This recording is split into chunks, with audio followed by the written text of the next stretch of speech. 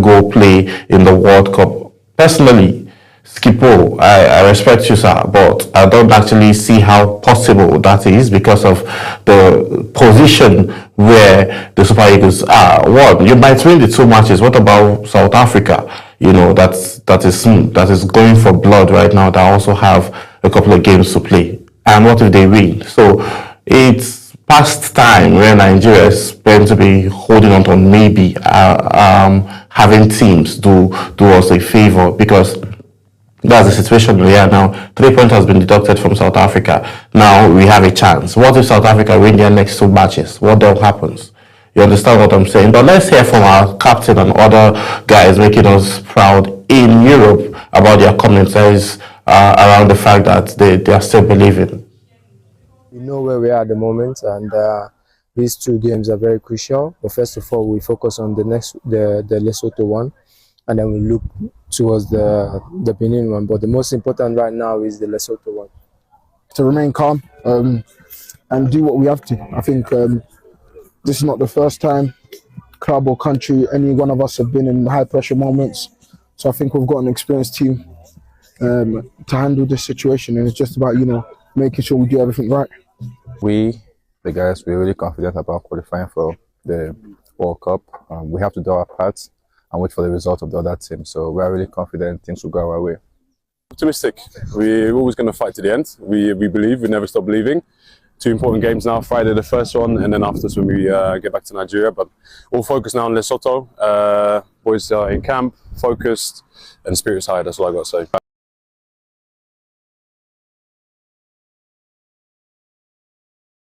So there you have it. Ndidi says, you know, they are still believing. Calvin Bassett says the same thing. Moses also said the same thing. And also Skipo, you said the same thing. So tomorrow now is the day. One, I'm not happy with where they are training to start with, but let's leave that. Should we leave that conversation? No, I don't think we should leave that conversation.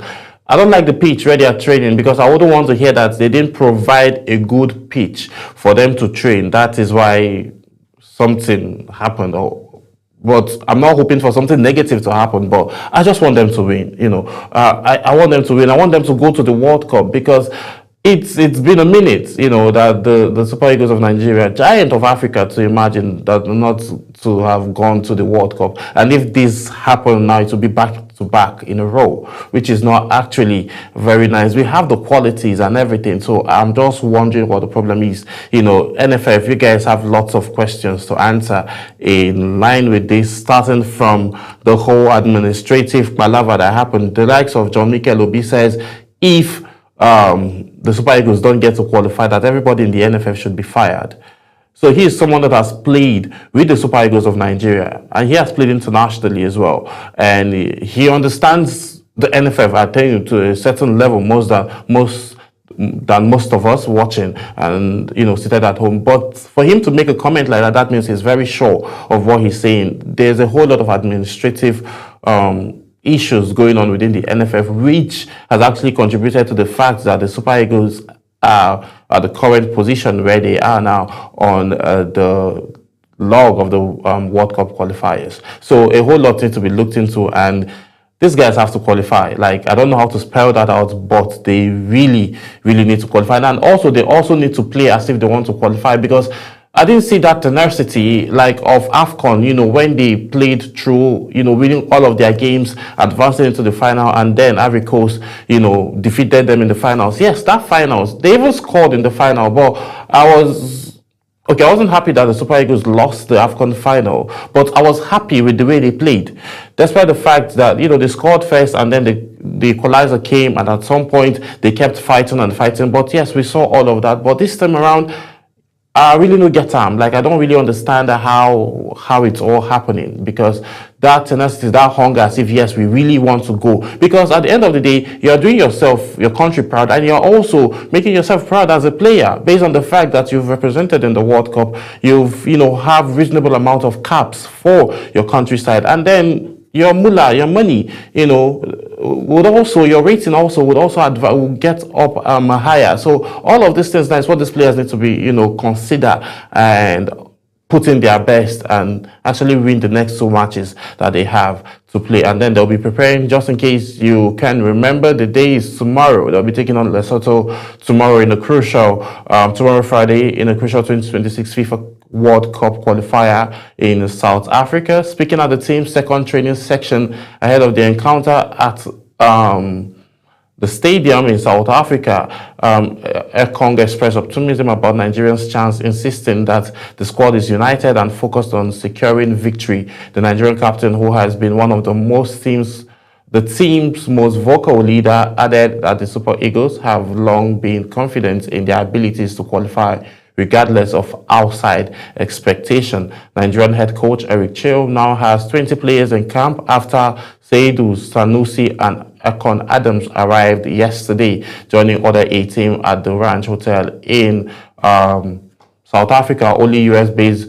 midfielder Hassan Yusuf is yet to report to camp and is expected to arrive later today. So we will see how all of that pans out. So let me talk about this set of individuals that have been making us happy, making the whole Nigeria happy. Talking about the Tigress. Yes, the Tigress now have been drawn upon in the World Cup qualifiers group, and the Tigress are getting set to battle Germany, France in World Cup qualifier. Nigeria's women basketball team, the Tigress, have been drawn alongside hosts France, Germany, Korea, Colombia, and the Philippines in Leon Valbena group for the 2026 FIBA Women's Basketball World Cup qualifying tournament, scheduled to take place from March the 11th to the 17th, 2026. The draw, conducted on Tuesday at the House of Basketball in Mies, Switzerland, marks the final step in determining the teams that will compete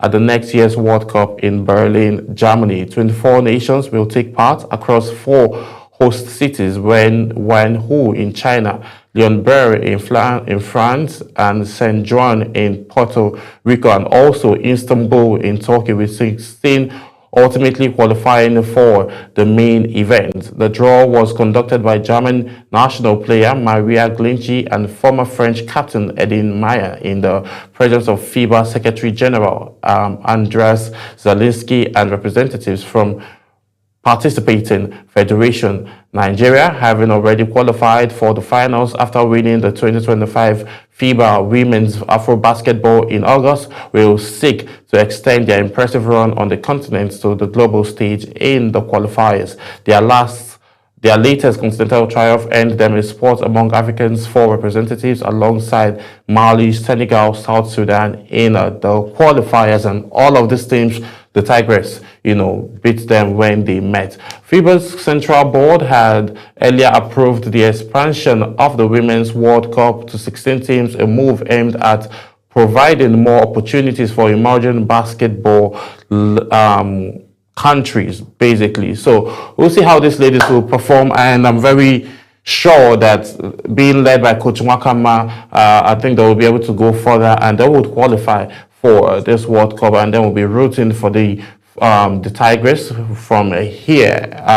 So moving on, let's talk World Cup qualifiers still, as Ghana trashed Central African Republic 5-0. Super Eagles, can you hear that? Just Ghana here. Yes. So this now, Ghana has booked took a major step towards securing a place at the 2026 FIFA World Cup with a dominant 5-0 victory over the Central African Republic yesterday. The emphatic win keeps the Black Stars firmly on top of Group I, 3 points clear of their closest rival with 1 game remaining to play. This is how you make it to the World Cup, with command, having the second on the group. You are moving with 3 points and you still have 1 more match to play. Now we're not even talking about goal difference. Come on now. Okay, let me just bring you. It pain me, like it's hurting that we have to go all through all of these things just to make it to the World Cup and be hoping for another country to do us a favor before we qualify. It's not just nice. The match played at the Stadion Horen in Morocco saw Ghana impose their authority from the onset, showcasing complete control in the areas of the pitch as they dismantled the the Central Republic Africans. And then they broke the deadlock in the 20th minute via Mohamed Salisu, who powered home a header off Mohamed Kudus's corner. Just after the break, Thomas Partey pushed the lead to 2-0 with a composed finish minutes after Alexander Dichuk headed in Ghana's third. And then the trajectory continued like that. Not just Ghana, even Salah. Salah yesterday scored twice as Egypt qualifies for the 2026 World Cup. Liverpool star Mo Salah scored twice to help Egypt beat Porto 3-0 in Casablanca yesterday still. The 33-year-old has now netted 9 times in the marathon qualifying campaign that began 2 years ago, and victory for Egypt gave them an unaccessible 5-point lead over Burkina Faso in Group A. Twice African Footballer of the Year, Salah helped Liverpool win their Premier League, a record holding 20 times last season, and captured the Golden Boot award with 29 goals. But Egypt's captain has lost his spark with Liverpool this season, scoring just 3 goals in 9 matches in all competition. After Ibrahim Adel put Egypt ahead on the 8th minute against the opponents, 158th placed lower in the world ranking, Salah netted 6 minutes later and again on the 84th minute. While Egypt have won the African Cup of Nations a record 7 times, they have been less successful in World Cup qualifying, just 4 times in 15 attempts, which followed in the year 1934, 1990, 2018, and now 2026. It's been official. Former Arsenal midfielder Thomas Partey was among the goals scorers as Ghana bounced back for, so that's just the trajectory. Looking at Egypt now qualifying, Ghana also qualifying with flying colors. This is when you say, back in the day in secondary and primary school, they will say he graduated or he passed his exams with flying colors. This is literally the pure example of what they are actually saying about passing exams with flying colors. But let's move away from football and World Cup qualifiers and all of. Let's just move away. Let's keep that aside, and hopefully I'll come here celebrating tomorrow. Well, I won't celebrate so much, but I'll come here celebrating after the Super Eagles, play their game. But for now, there's something to celebrate about. Boston Celtics took on Memphis Grizzlies in the NBA preseason playoffs early hours of this morning, and it was it was an interesting matchup. The Golden State Warriors also took on Portland on the road. Yeah, Memphis Grizzlies were on the road. They went to Boston Celtics on the road to play their preseason games, and also Golden State Warriors traveled all the way from San Francisco to Portland to also go and partake in their own preseason game. So I'll be bringing you all of these highlights, and that is how I'll be saying goodbye on today's edition of Talk Sports. My name is Samuel Odi. Bye for now.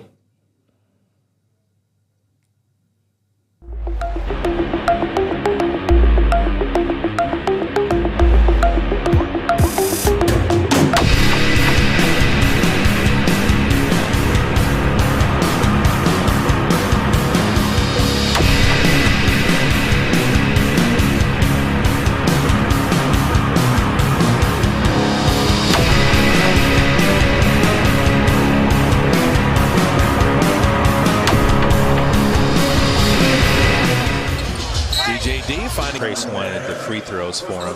So LJ Cryer with Jackson Rowe. Times you can break the paint. Ooh. And Jackson Rowe just. Did I say the Blazers want to make you uncomfortable? Yes. They're going to deny as much. He may have to V-cut, get into the body and pop out to get the ball. Duop and Sissoko are 12 of 37 from deep. Well, neither team has shot the ball well. This is a perfect preseason game. You said it in terms of. Told you can let it fly. Yeah, but this is like, you're feeling good. Camp's going good. You beat. For this group, for Cryer, Guy Santos, it showed. It's just the Blazers have controlled the game with their pressure. Their energy level's been amazing. He would make sure that they would lose so they could have some stuff on film. Be like, hey, you're not as good as you think. Skip pass got to Will Richard. That's beautiful. The steal, so he immediately drove it, knowing he couldn't get back. Then 2 other guys can make them. So I enjoy watching Will Richard for a while.